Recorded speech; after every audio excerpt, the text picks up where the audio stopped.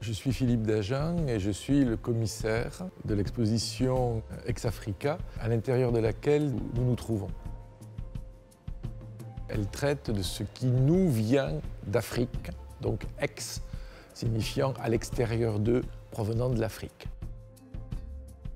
Qu'est-ce que l'art actuel doit aux arts anciens d'Afrique? Comment il les travaille? Comment il les transforme et quelle vie nouvelle leur donne-t-il? Elle est divisée en un préambule et trois parties.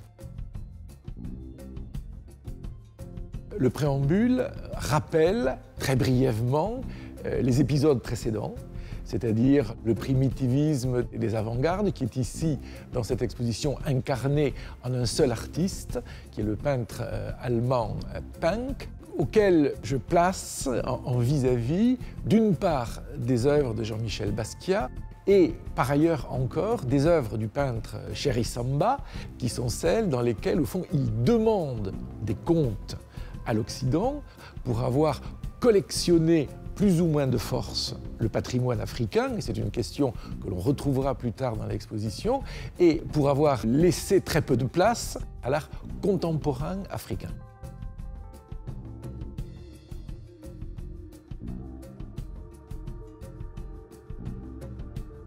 Ces objets africains qui deviennent de purs produits publicitaires, et là, évidemment, il y a un rapport entre la consommation culturelle et la consommation au sens le plus trivial du terme. Ce que l'on voit d'une manière particulièrement sarcastique dans une grande installation des frères Chapman, artistes britanniques, qui mixent de manière tout à fait comique à certains égards différents styles d'art africain ancien avec les symboles du fast-food McDonald's. La première partie, que l'on a appelée pop, parce qu'effectivement c'est un petit peu la popisation, si l'on peut dire, de l'art africain, ces objets deviennent des objets de luxe, ce que l'on trouve particulièrement exprimé dans les œuvres de Bertrand Lavier, dans celles de Jean-Michel Alberola.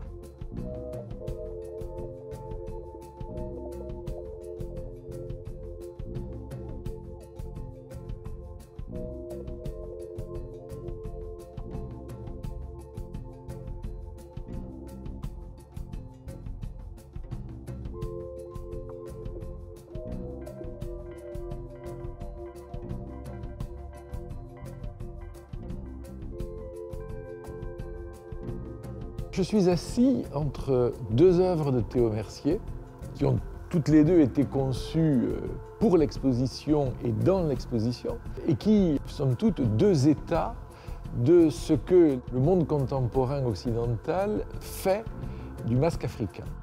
L'une, c'est sa forme catastrophique.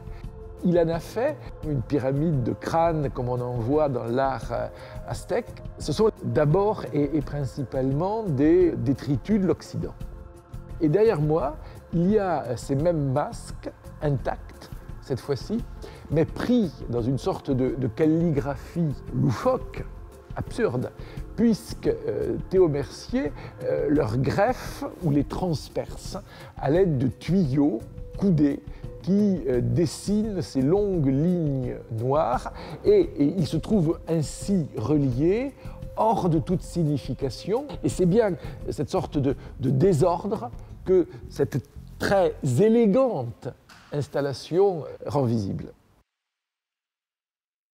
La deuxième partie, que j'ai appelée métamorphose, consiste à montrer comment ces formes ont été progressivement réhabitées, réinvesties par des significations contemporaines.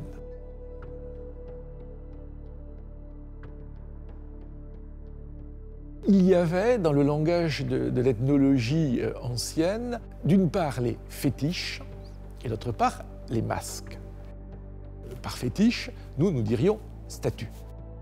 J'ai essayé de montrer comment de ces statues, on revient à des corps, c'est-à-dire à des corps vivants, à des corps en mouvement.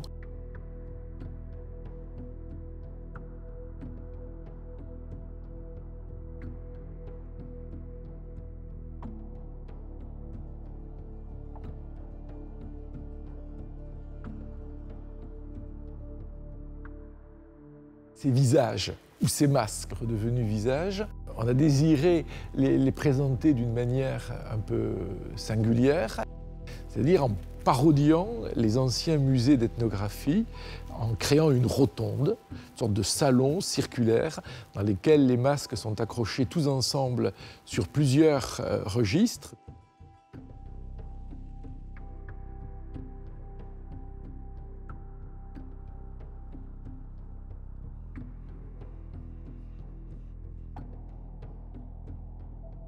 Ils disent la douleur, le rire, la moquerie, le désir.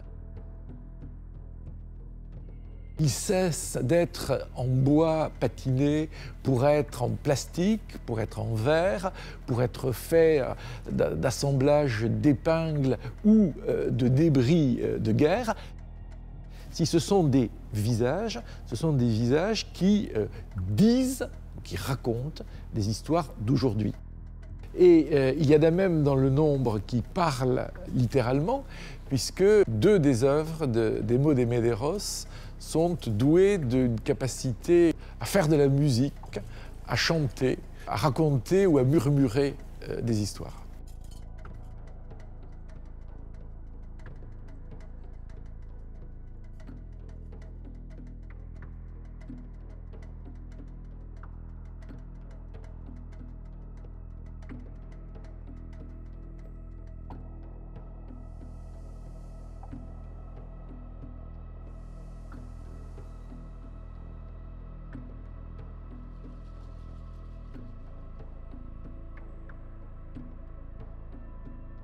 Qu'ils soient vêtus des collants totémiques d'un être messager, qu'ils deviennent monstrueux avec Gloria Friedman ou érotiques dans l'œuvre de Nazanin Pouyanné, ce sont des corps, ce ne sont plus des sculptures. Et de la même manière, les masques redeviennent des visages.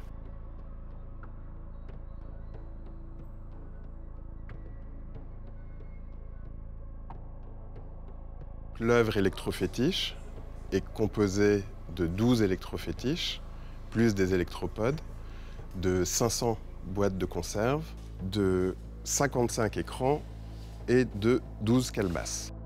Le fait de remobiliser ce langage visuel et de réactiver ces arts anciens africains a à voir avec le fait de proposer une vision du monde qui soit une vision du monde non plus segmentée, catégorisée, étiquetée, mais et une vision de l'art évidemment, mais une vision où finalement des réalités parfois hétérogènes constituent un univers hybride à l'intérieur duquel le numérique innerve finalement et permet de mettre en relation et en communication ces différents éléments esthétiques, symboliques, etc.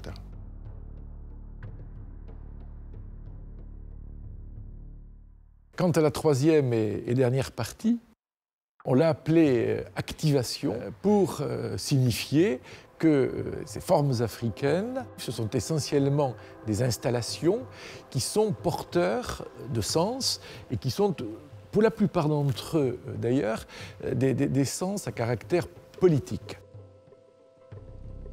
Il y a d'abord une très vaste installation de l'artiste camerounais Pascal Martin Tailloux, qui est vraiment une scène on pourrait presque dire que c'est de la peinture d'histoire, c'est-à-dire que Tailloux est parti d'un certain nombre d'événements récents survenus dans une ville du Cameroun qui s'appelle Ezeka, où il y a eu d'une part une catastrophe ferroviaire due à la négligence d'ailleurs d'une entreprise européenne, et d'autre part la découverte de gisements d'or, ce qui a provoqué une ruée, une émigration sauvage, et il a converti tout cela en une sorte de théâtre sous une structure de bambou où ces fameuses poupées Pascal, qui sont des statues dans le genre africain en verre, s'agitent. Certaines très excitées, d'autres un peu plus méditatives, mais le sujet, c'est vraiment le destin de cette ville qui devient une sorte d'allégorie des fantasmes, des appétits et des drames qui peuvent naître en Afrique.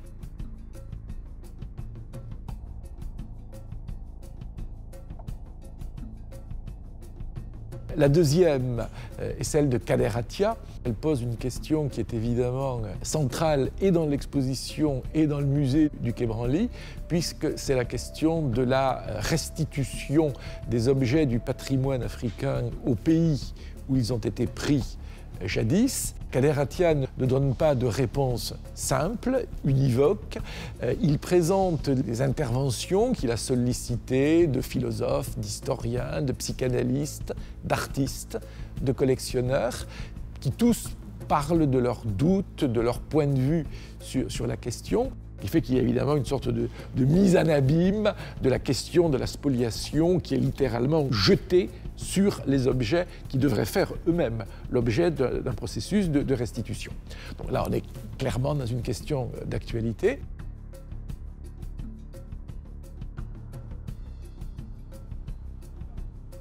La troisième, c'est le sans retour, le no return de Romuald Azoumè. La thématique est très contemporaine, c'est celle des migrants.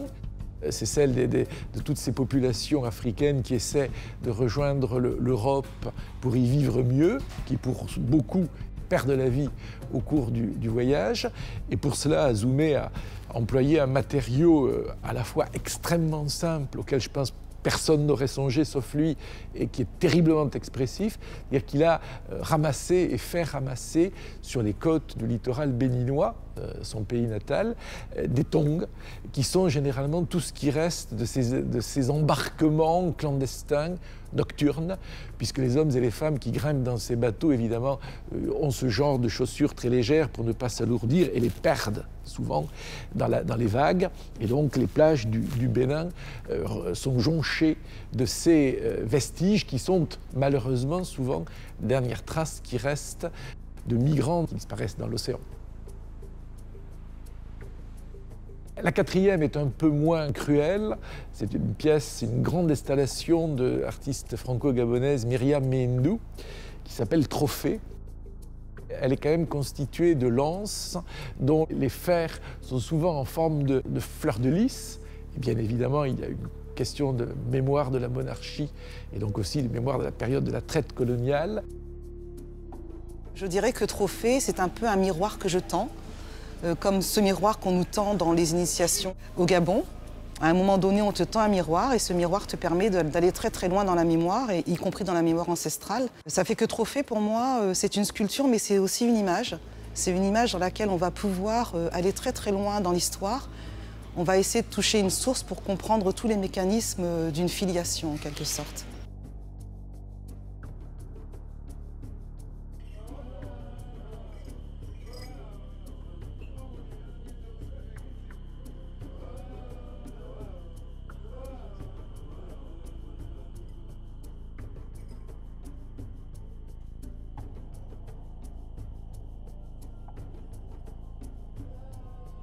Il y a beaucoup de jeux analogiques dans la photographie de Alioune Bey, le jeune photographe sénégalais. Des jeux entre générations, le petit-fils et le grand-père, la réalité ancienne et la réalité contemporaine, ou l'absence de réalité, de la réalité dite virtuelle. Ces arts sont des arts vivants, susceptibles d'accueillir, de porter et même souvent d'exalter des significations qui nous concernent tous aujourd'hui.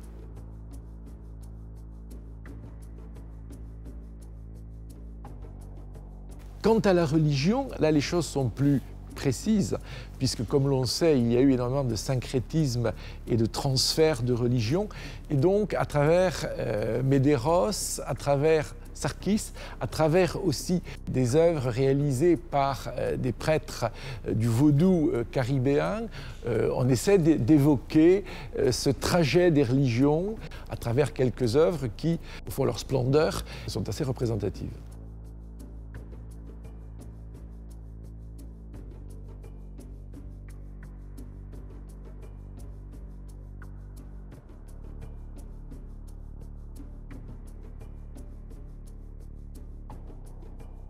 L'une est consacrée à la sexualité. En réalité, la sexualité, elle est partout dans l'exposition.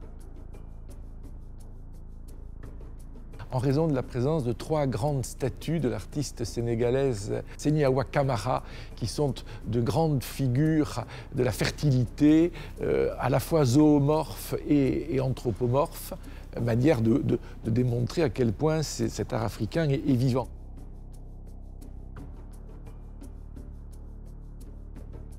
Et pour ne pas finir sur ces installations qui sont tout de même assez sévères et qui posent des questions tragiques, l'exposition finit pour l'essentiel avec celui avec lequel elle a commencé.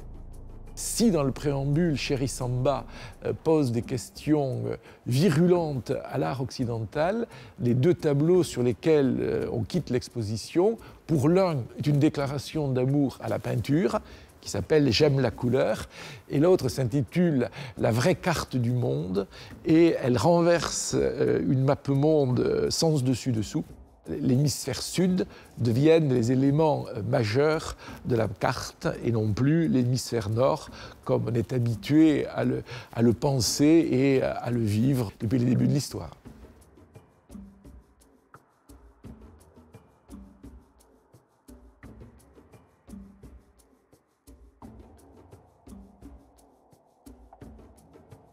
C'est une exposition d'art actuel car elle a pour mission principale de montrer que dans la création contemporaine, qu'elle se passe en Afrique ou en dehors d'Afrique, il y a de nombreux artistes, femmes et hommes, jeunes et vieux, qui introduisent dans des formes plastiques d'origine africaine des significations qui nous concernent tous aujourd'hui.